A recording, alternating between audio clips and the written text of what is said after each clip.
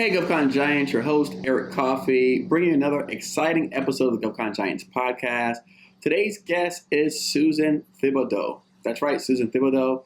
And she is a small business liaison officer with Acuity International, which was formerly known as Caliburn International. The company was founded in 2018 via the formation of the purchase of 5 large defense contractors. That's right, you heard me.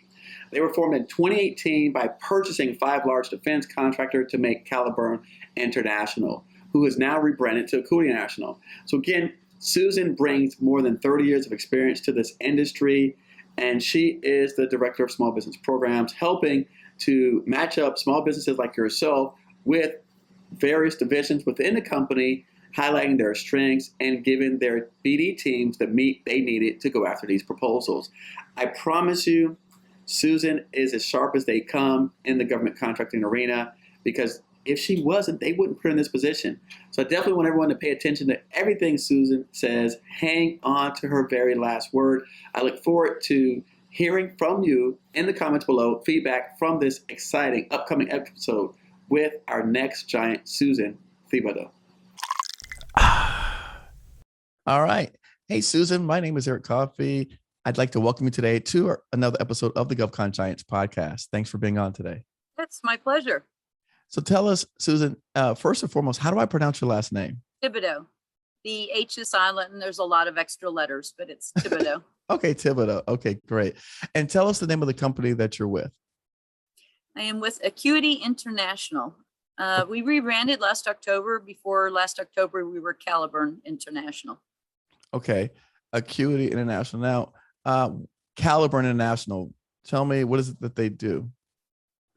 Well, it's actually a few years ago, they bought 5 large defense contractors. Well, not just defense, State Department, others.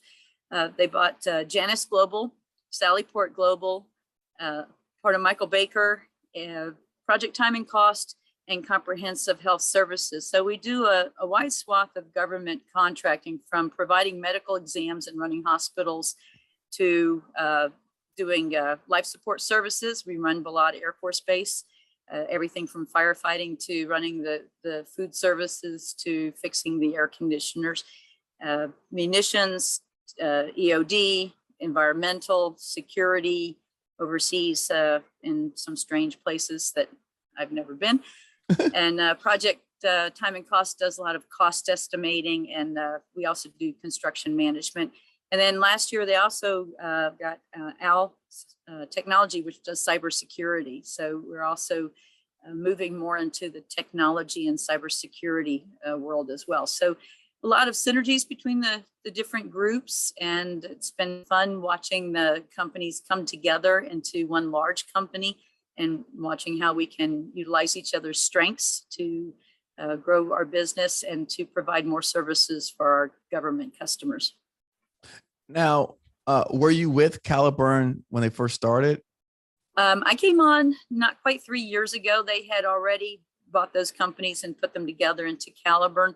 I had been with another large defense contractor for more than 30 years. And then after that, I was with a small business for about a year. And then this opportunity came up to work with as the small business program director. And I love small businesses, so it was a great opportunity for me to build a small business program across this new big entity.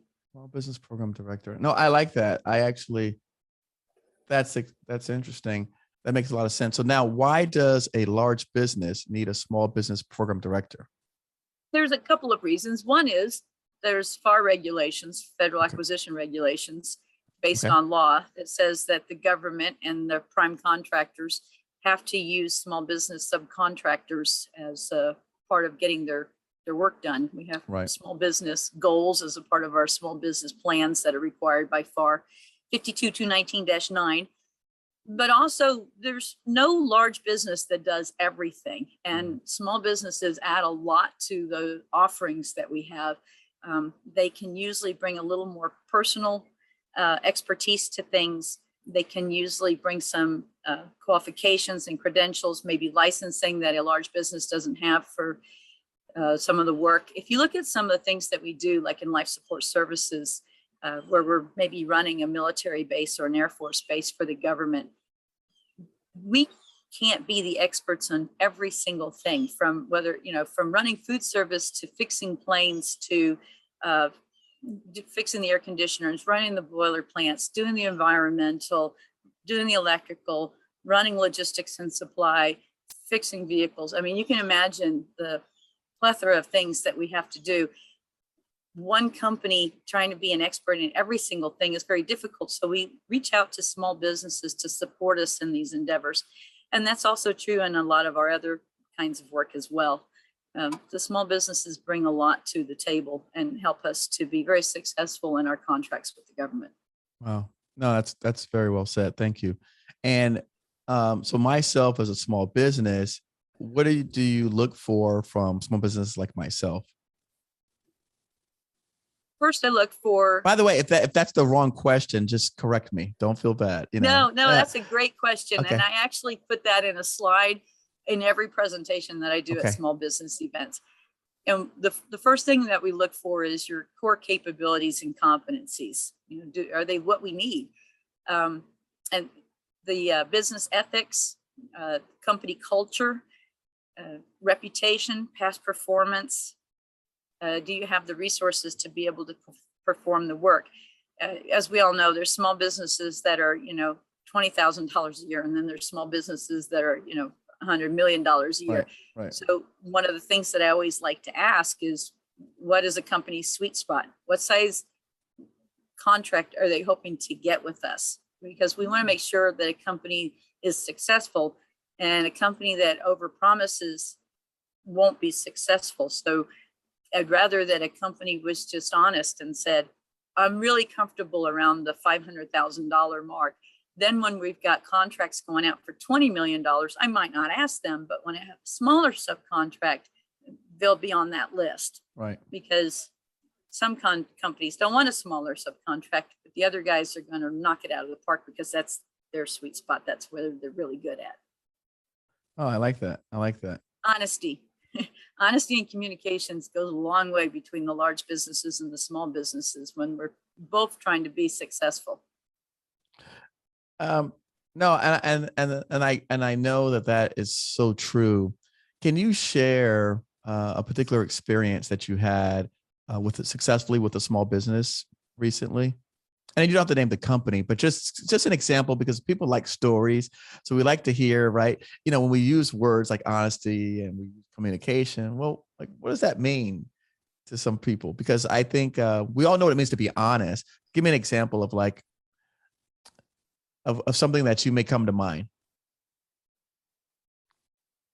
You have any recent? Man, I've got, I don't know about recent, but okay, but so many. Yeah. Okay, something in the past. Okay.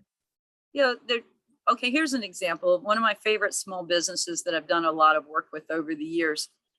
When they would make a mistake, they never tried to hide it. They would come and say, we made an error, and this is what we did to fix it. And what I loved about them is they said, and this is what we did to make sure we never did it again. And they would show me the business process that they had put into place, and then how they had taught their employees that new business process to make sure that they never had that happen again.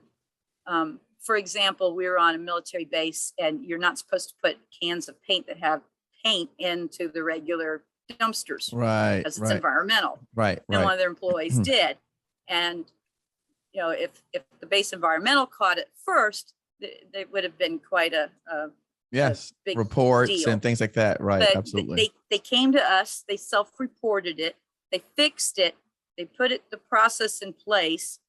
And the government, our customer, was so impressed with how this small business had handled everything that it didn't become a big deal with the environmental department on the base, because they were comfortable that it was handled and it was never going to happen again. And that's the kind of honesty that makes working side by side, with our small businesses really go smoothly. Oh, that's a great example. I like that. And I'm very aware of that because I come from the construction background. So I'm very well aware of that. No, that's a great example. I don't know many people that would have done that, That's why I said they're one of my favorite small businesses, because I know I can trust them to do the work and to do it well and to do it within the costs that they quoted. Right. But that if there's an issue, they're going to come see me and we're going to work on it together. They're not going to leave our company hanging for the government to be mad at, because they understand that our name's on the contract. So, whatever they're doing is still our name on the contract. So, it benefits all of us for us to work together. Right.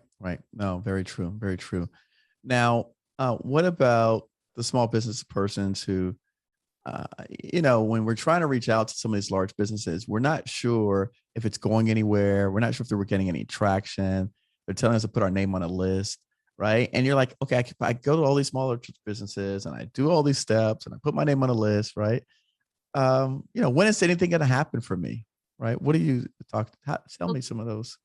The first thing that small businesses have to understand is who is the company they're talking to and what do they buy? I get approached a lot by companies that want to sell services or products. We don't buy. We're never going to buy. And I feel bad, that I can't help them.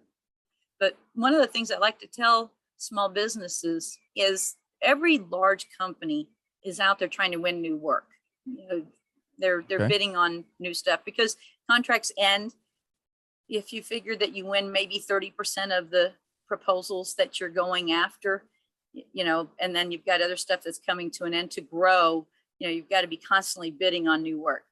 And so what I like to tell small businesses is figure out what that company might be going to bid on, and then go out and look at that draft RFP or maybe the previous RFP to that work, and then go through that scope of work and see what it is in there that company is going to have to bid on to do. And in there, is there anything that small business does that they can say to that large company, I can do this better than you? If they can say, I'm an IT company, and they look at that and the scope of work, and there's paragraphs, number blah, blah, blah, blah, blah, that's their wheelhouse. And then they go to that company and they say, are you bidding on this? Because if you are, I've looked at this and here's the paragraphs that are my company's competencies. And here's why I can do it better than you. And I can do it at a better cost. And we would love to be on your team. The person they've talked to can take that to that proposal team, that capture manager, however that large business is set up, and say, hey, I may have found a small business that we can use on our team. And here's why.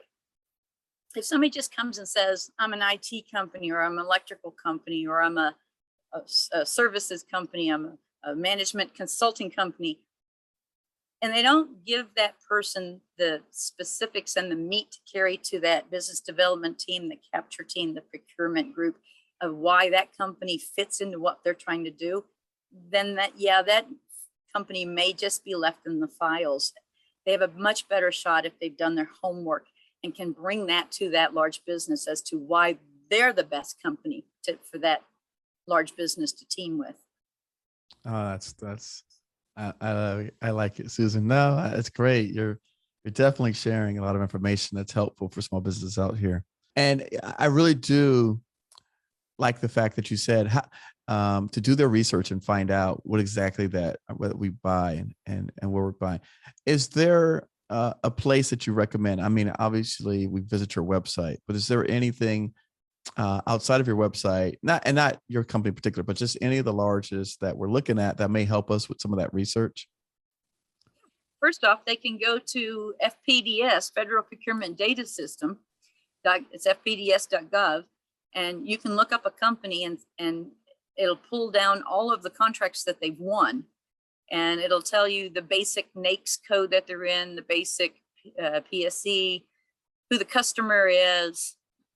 And it's very at a high level, but then you can take those contract numbers and you can go start, if they don't have GovWin or something like that, because GovWin's a great tool, they can then at least go Google that contract number. And a lot of times it'll pop up with what it is that they won, what the contract is. They can also go to sam.gov and look up that kind of information as well.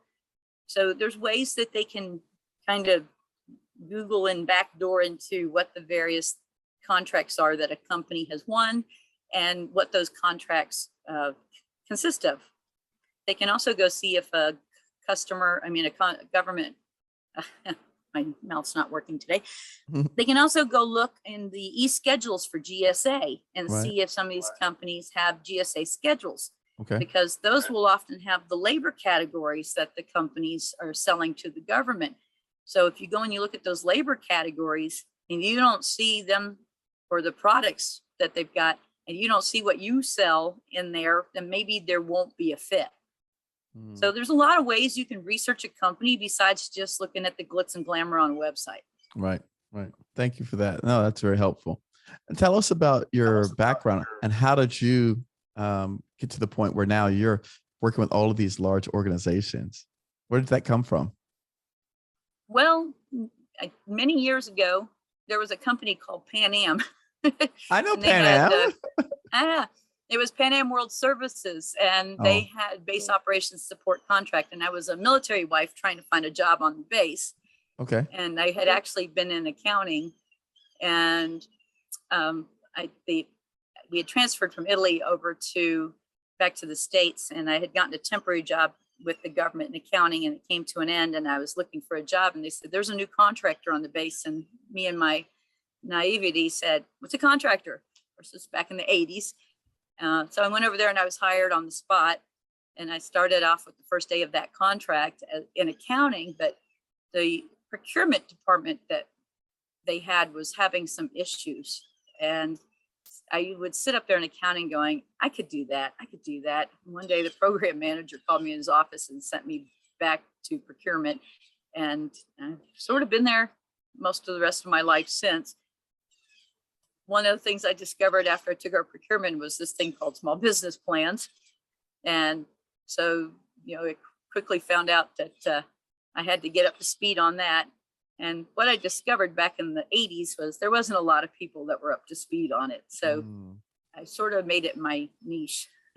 Okay. And even after I moved up into other positions, such as senior director of operations, I still kept a small business hat. In 2009, I won the state of Florida Small Business Minority Champion Award from the SBA. I've always loved helping small businesses, and I still continue to reach out and help. I sometimes get small businesses that we don't use them at our current company, but they'll call me and say, hey, remember we met? I've got a question, and I'm always happy to help. Well, I mean, that's how we met you, right? So you met Maria Martinez at an event, Charleston, South Carolina. What was the event? I don't remember the name of it. Do you remember? The U.S. Women's Chamber of Commerce. There you go. Okay. All right. No, that's great. And so so the two meetings or two events that she's attended, I mean, she's met a ton of great people. So I would encourage, do men attend that event or is just women? There were a lot of men at the event. It actually, that one featured the State Department. There was a lot of State Department people there. So there's a lot of, and there were other government agencies as well. So when you attend those kinds of events, you can meet potential customers. You can also meet other small businesses that you might can team with. And then a lot of times companies such as mine, large primes will attend, and you can meet the small business representatives from those companies. So a lot of chances to meet people and start to build relationships. And that's exactly what we're doing here. And that's what we're sharing with people that are listening to this, that are following. So make sure that you go on LinkedIn and follow Susan. Okay. Now, I will say this, Susan, when I was looking you up, there's two Susans that have very similar names. Yours has an X at the end. The other one does not have an X at the end. This is true. Yep. If you go to Louisiana, Thibodeau is a very common last name there. So there's a lot of Susan Thibodeaus in the world, but I'm not in Louisiana. That's right. You're in Florida. I married a boy from Louisiana, but we're in Florida. All right. Yep. And I'm in Florida as well. I'm a little bit further south, but I did have an office up in the area that you're currently working. So that's wonderful. Now, you said that you were a senior director, but you still wore that small business hat. Is your job, because again, I want to come in with like blinders on. Is your job to take me, the small business, I go and I meet Susan Thibodeau, is your job to introduce me to people in your company that can help me, or is your job for you? Like, what are we expecting? What should I expect from talking to someone like yourself? That was at the previous company that I had been with for 30 years, that I was a senior director of operations, but kept the small business hat. Now I am strictly small business, and my job is to help small businesses to learn about our company, to help our capture managers and business development people when we are working proposals or we're looking at things that we want to bid on, to help build the team with capable small businesses to support us as we need them. It is to help our current programs to make sure they reach their goals that are in their small business plans. And it is to help the local small business community, is how I look at it. A lot of times I'll meet a small business that maybe I don't have a need for, but just a few weeks ago, there was a small business. It was a woman-owned small business, and she had done a lot of work with one of the agencies that does work overseas. And I didn't really have anything in our company coming open that I thought that maybe we could bring her on our team. But I've got some friends in other companies. So I sent her over to them, and she met with two vice presidents at two other companies, and so that she could start to build relationships with companies that were looking for the kind of work that she did, that her company did. So I try to help small businesses network as well. I may not always have something for a small business, but if I know of somebody that might can use them, I will try and direct them. Yesterday, I was on a matchmaking, and one of the companies I was talking to, I didn't really see that we had a fit, but I said, hey, you need to go to this small business. She's in Houston. I said, you need to go over to Johnson Space Center and meet with the small business person and ask them, who is the company on the base that provides within their contract the kind of work that you do?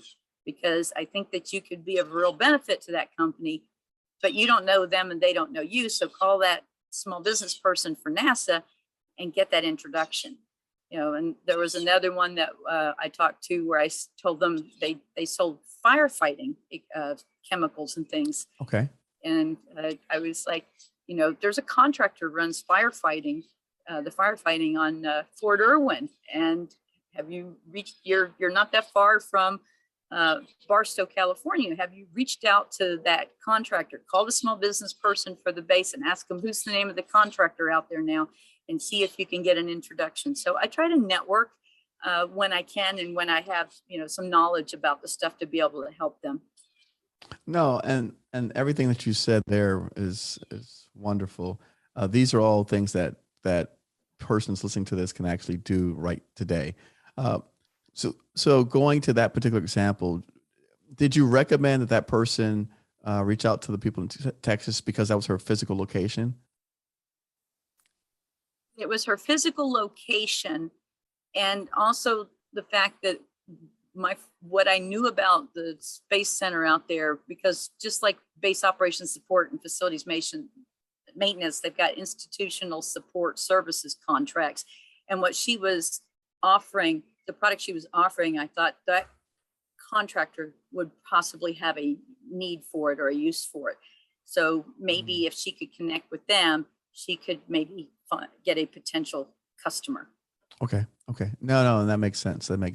That's great. A lot of small businesses don't realize what the federal agencies and installations around them procure and how they reach out to them. A lot of them don't realize there's a lot of contractors on bases and NASA sites and those kinds of places that are buying millions and millions of dollars worth of services and supplies. And to be fair, as a small business, and again, I was a contractor for many years, sometimes it's really confusing and hard to find this information. That's true. And when you look at, like you said, you're doing a base operations, right? Within the base operations contract, like you said, there's so many layers, right? For example, if I want to sell like cutlery, like forks, knives, silverware, because I did have a client reach out to me for selling that kind of stuff, she didn't know who she should start calling. Yeah, that's where the government small business person is a huge help, because Right. they'll know who has what contracts, because in a lot of places the food service and mess attendants will be a separate contract, but they'll know who has that contract and who is the person for them to reach out to make that connection. And in honesty, for most large businesses, when a small business calls and says that the person, their customer's small business person, like, if you're on a NASA site or a military base, and the small business calls and says, I talked to so-and-so, the small business person for that location, and he said I should call you, you're going to take that call. I like that. That's a good one. That's a good one. You're going to take that call. Everyone listen up. So again, Susan's telling you, do your homework, speak to the government person first. And then if they then turn around and recommend that you reach out to her, she's going to take that call. So, yep. All right. I like that. I see that you're located in Reston, Virginia. What areas does your company serve? Like what, I mean, I know you said internationally, but just all over, for lack of better words. Yeah, actually, our headquarters is in Reston, but I sit in Cape Canaveral. Okay. I get to watch the rockets go. I love it. We have offices in Atlanta and Reston and Cape Canaveral. We also have a lot of work over in the Middle East. Still some, even though Afghanistan has, been evacuated, we have some in surrounding countries. We have some things in Africa. We've got some stuff in Europe. We have contract in Guam. And then we support the government across the United States, depending on which contract it is. Nice. And that brings me to a different question. A lot of, because I am on YouTube, I am international, a lot of the people in those countries reach out to me and said, Eric, I see this company here. How do I begin to work with them? Is that something that you do, or is that something that someone else does? How do you go find people there to help service those contracts locally? When I get a request from a company that is not US based, I forward them over to our procurement manager, that email. I only deal with small businesses, and they can be a small business overseas, but if they're not a US based company, they don't have an office back here, then they're not, under your purview. They're not a small business under the definition of FAR. So, and there's a lot of rules for procuring things overseas that we have to follow. There's in the ITAR and the Buy American Act, and there's just all kinds of things. So I usually send those over to our procurement director and let them decide if they need, support from another company overseas. Okay. No, but again, there's a pathway, right? So if I'm someone that's overseas and I'm like, hey, I'm in Guam or I'm in Europe, right? And again, having done their research, right? That way, that's a pathway for them, because maybe they don't know who's in charge of the program over there. Right. But if they are a small business that is a U.S. company that does work OCONUS, we always like to hear from those. Okay. It's small businesses that know how to work overseas and understand overseas labor laws and the different rules for shipping things, across the oceans. Those are few and always of interest. Okay. All right. Excellent. No, I like that. I appreciate that. No, that's great. Tell me, what other things, again, experiences that you've had where, like I said, a small business might have, and again, you've shared a lot thus far, so I really appreciate that. But a small business that comes to you and maybe, like you said, they weren't clear about like their sweet spot, or they weren't clear about their core competencies. What would you tell those folks? And so again, this is a different kind of question, because I'm trying to help people that are listening to improve on their delivery, on their message, right? Because one of the things I tell companies all the time is no company is expert at everything. So, and here's a perfect example. IT. Companies come up to me all the time and they say, I'm an IT company. And I'll say, well, what are your core competencies? What is your company, specialize in? Everything, IT. I'm like, you can't. you just can't. Right. And it's very hard for me to sell that company, into our group when they've just promised to be good at everything. Nobody's good at every single thing. Right. So what is it that your company does better than anybody else? is it data analytics? Is it working in the cloud? Is it the help desk? It doesn't have to be one thing, but it can't be everything, because no company is good at every single thing. So it's to get that foot in the door, you have to tell them, what is it about your company that is, your core competency? What is it you can bring to the table that's better than all your competitors? Well, so you gave me two things. What can you do better than anyone else? And what can you bring to the table that's better than your competitors? So those are great questions for people to ask themselves, because I agree with you. I've had the same experience with IT people that I've asked them, what do you do? They say, oh, I can do it all. I'm like, okay, that doesn't really help me. So I have had that same experience with IT folks. And they're like, oh, well, tell me what you have, and then we can do that. Is that something like I get that a lot. Right? Sometimes I'll ask them to tell me about some of the contracts that they have. That sometimes helps me to figure out where they might fit. Okay. Tell me about the contracts you have. And that's another thing I tell people. Actually, for the Florida 8A Alliance a few years ago, I did a talk on what to do after you win. And what I tell companies is, if you get your foot in the door, you're a small business, and you get that first contract, make sure you knock that first one out of the ballpark. Right. Make absolutely sure you understand what you're bidding on, and then make sure you're a success, because then you'll get asked back. I like it. People like to do business with companies that they're familiar with. So, once we get you in that door, and the small business people get you in there and you get that opportunity, make sure that the folks that are the technical people think, God, that company was so good. Let's use them again. Right. Okay. So let's stick with that topic. Where are some of the areas that you've seen small businesses not knock it out the park? Or where there's some areas that we've let you down? Not reading the requirements of the contract. Read every inch of that contract. And if you don't understand something, make sure that you ask the question before you sign the contract. Here's, for one example, a number of years ago now, they call it construction wage hour now, but it was called Davis-Bacon. And Davis-Bacon contracts require weekly payrolls. So we had asked the small business, do you need weekly payments? Do you need quick prompt pay, quicker than monthly? No, I don't need it. I said, okay. I said, but don't forget, you have all these requirements. We have to have the weekly payroll turned in, and because we have to turn it into the government, and they have to review it before they will, pay the invoice on this. The following week, I get an invoice. I'm like, what is this?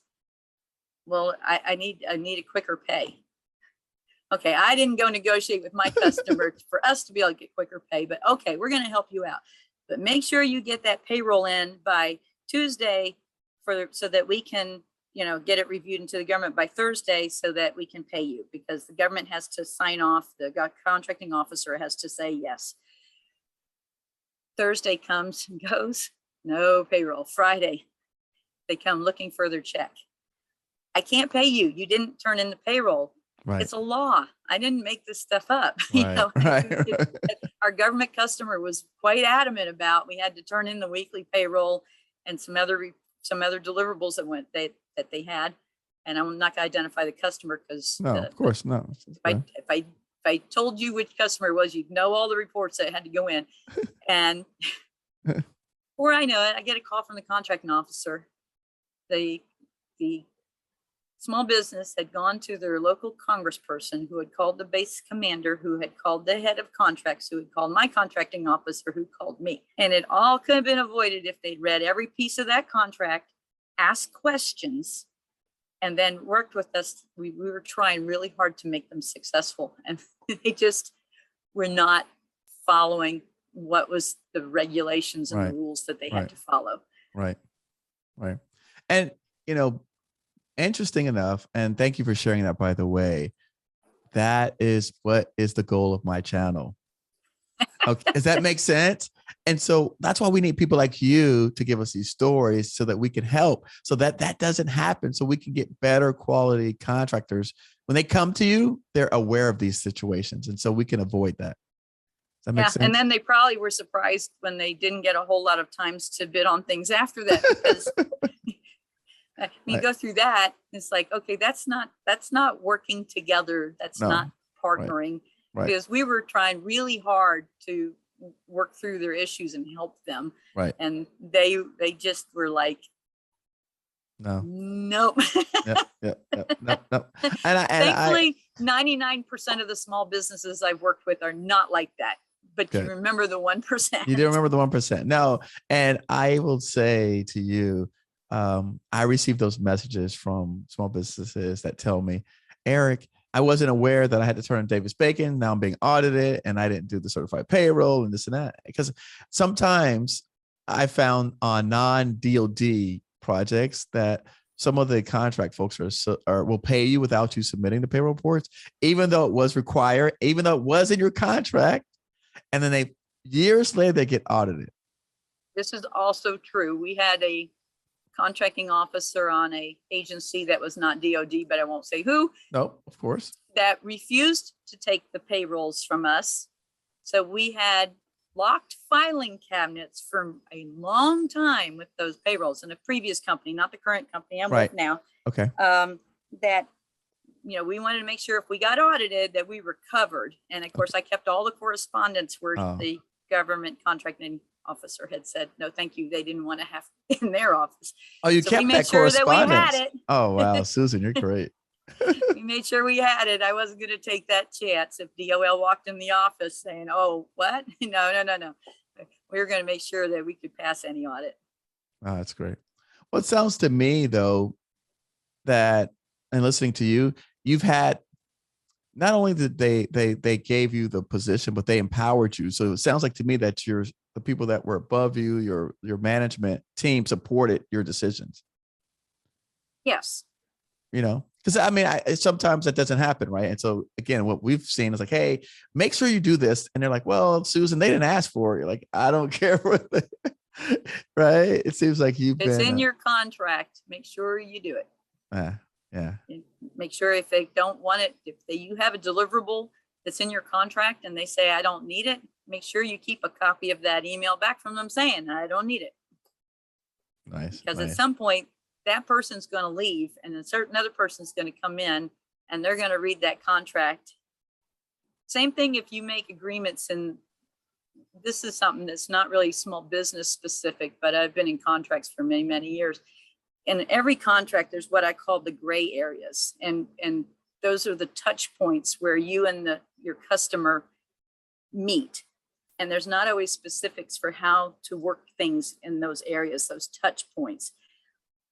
So a lot of times when you first get a contract going, you come to agreements, you have maybe partnering sessions or meetings with your customer, and you come on agreements on, how you're going to do the deliverables or how you turn them in, or, who gets them, or just a lot of different things. Record those minutes and keep them, because if that person leaves, they transfer, they retire, whatever, and the next one comes in and they read the black and white of the contract, they're going to go, why are you doing it this way? You're doing it wrong. That's when you need to make sure you kept those notes of those meetings or those partnering sessions to show how it had been set up previously and that you were in accord with the agreement for those gray areas or the touch points between you and your customer. I'm taking notes. I live this, and so I it's great. It's very comforting for me to hear it coming from someone that has your level of background and history and work in this field and experience. So this is wonderful. I just hope enough people make it to the end to hear this, all the good stuff. Let's change it up a little bit. I feel like we've beat people up enough on what they should do. Let's talk to a more fun topic. Tell me something that you've recently purchased off of Amazon. On Amazon? Yeah. Oh, I just bought because it was Amazon Prime, this charger that you can charge your phone, your earpods, and your Apple Watch all at the same time. Nice. I haven't seen that one yet. Nice. I thought that was pretty cool because I'm all the time trying to find some place to plug in 3 different plugs, right, or multiple plugs. And I thought I can have everything in one place. And it was on sale for like $25. I thought, oh, this is so cool. No, that's nice. No, My new MacBook has a different USB. So I just ordered this new USB thing that has all like you could connect multiple devices into it because Oh, that's handy. because now I have my audio microphone, but then I have the cameras, professional camera tied in. And I was like, okay, they give me 2 ports on this one computer. I need like 10. Yeah. Well, my husband went nuts with the Amazon Prime, and now everywhere I walk in the house, I just have to tell Alexa to turn lights on and off, and I don't have Oh, to. oh, you Yeah, did? Oh, he did do that. Okay. he did do that. Those all came in, and he spent the last 2 days hooking all those up. So that's been kind of fun going around telling things to turn on and off around the house. That's really neat. So you just go into a room and you say, turn on the lights. How does that Yep. work? Yep. Well, the handiest one in our house was the backyard lights, because whoever built this house, the backyard light switch was upstairs. So every time you wanted to go out at night, like to take the dogs out, Uh-huh. you had to go upstairs to turn on the light. So now I can just say, Alexa, turn on the backyard light, and all the lights come on outside. I love it. That's okay. That's a good use. I like that. I like that. I wonder, and I don't even know how that works. Huh. I wonder, did he have to plug it into the switch? Do He you know? did some electrical work and did some switch stuff. I'm Okay. not an expert on that at all. Okay. Is he in the same, does he support the government as well, the mission? He did until last December. He worked for a number of small businesses in 8 days after he got out of the military, but he retired at the end of December. He's Okay. weighing his options, what he wants to do right now. Okay. All right. He So- was tired of having a job where he was gone 60% of the time. So he's Right. sitting at home getting a lot of stuff done around the house. Wow. That's pretty neat. And so both of you guys supports the government, and that's great. I think that's exciting. And he's worked in it. So he worked with 8As. Yep. And what capacity? Business development? No, he was operational, programmatic. Okay. Okay. What is let me ask another question. If you were had a brand new 8A company that just was awarded 8A, what do you think some of the first things they should do are?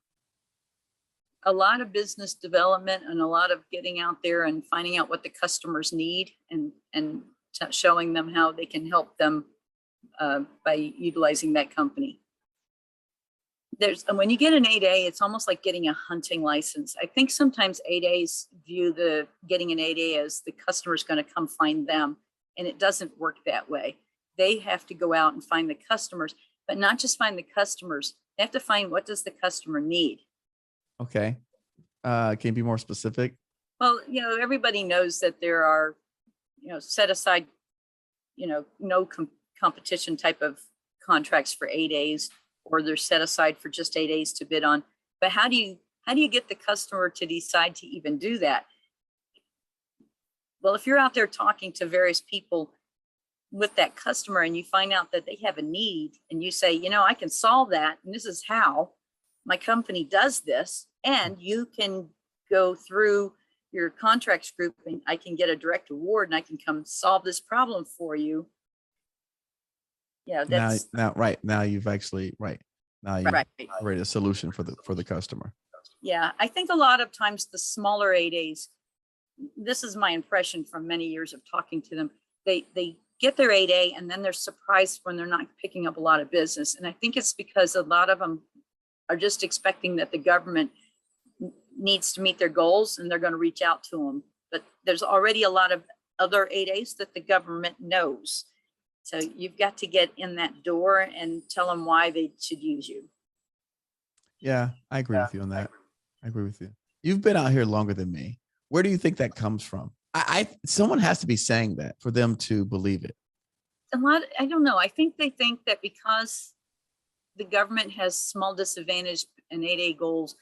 I'll be honest. When I first started with doing small business, I had a number of small disadvantaged and 8A contractors come up and tell me I had to use them because I had goals. And yeah, I had goals, but I didn't have to use them because I could use other companies. And I had to make sure that I was using companies that were going to meet the needs that we had. And the things that we had to buy or procure, the services that we needed. And frankly, it was a little bit of a turnoff when a company would come up and say, use Right. me because I'm going to help you make the goals. I wanted a company that came up to tell me, you need to use me because this is what I do, and I can do it better than you, and I can do it at a better price, or I can get that equipment and materials faster than your normal supply route, or a number of reasons to use that company. But just to say you have to use me, that was never really a good way to start off the conversation. I appreciate your honesty, and I appreciate your candidness. Again, I like to reinforce these concepts with businesses, and for those who are taking the time out to listen to this, we want to make sure that when they do show up, and when they do approach you, and when they do meet you at an event, when they do get a chance to get on a call with you or the Zoom session or matchmaking session, that they are armed and aimed and ready, and so that we don't waste any of your time, and you get the most value out of the conversation. And that's my goal. That's my objective. Well, I can always tell when somebody is passionate about what they do. And they would never, somebody who's passionate about their company and what they do would not start off a conversation like that. But you appreciate somebody that comes up. The best small businesses, they started a company because they really love to do something. It's in their blood. It's what they want to do with their life. And they decide that they're going to start a company to do that. And those companies, they may need help figuring out how to do the business side of it, because maybe somebody does something in electrical, but they may not have all the business acumen. That's when I try to help hook them up with other small businesses that have that kind of support that they can give them, like in payroll or accounting or, those kinds of things. But when they come up and they've got that passion for what they do, it's not just, I've set up a company and I'm expecting I'm going to bring in lots of money. It's, I'm doing this because I love to do this. I love it so much I set up my own small business. Those companies are really easy to talk to and really easy to find a place to use if you can possibly do so, because they're going to be good. Yeah, I love it. I like that. I like that. I like that. Any famous quotes or sayings that you've operated by that you can share with us? Just drew a blank. That's okay. Hey, look, maybe it's a book that you read a long time ago that helped you in your journey to become a better contractor. Maybe you took a course or a class as part of your learning to do what you do today. Well, I joined NCMA, National Contract Management Association, and last summer I was awarded a fellow. I'm a fellow now with them. I'm also a certified federal contracts manager. But besides all the great connections you get at the chapter level locally, they have a lot of courses, classes, and webinars, as well as events that you can attend, and so much learning on how to do business. They have not just federal contracting, they also have commercial contracting, and it's really not very expensive at all to do NCMA, and the contacts that you make and the things that you can glean from it is really worthwhile. I like it. And so I've been in NCMA for 20 something years, still active. Okay. I'll make sure we look up NCMA because I forgot what the acronym stands for. National Contract Management Association. All right, there you go. Thank you. What you were saying about the business cards.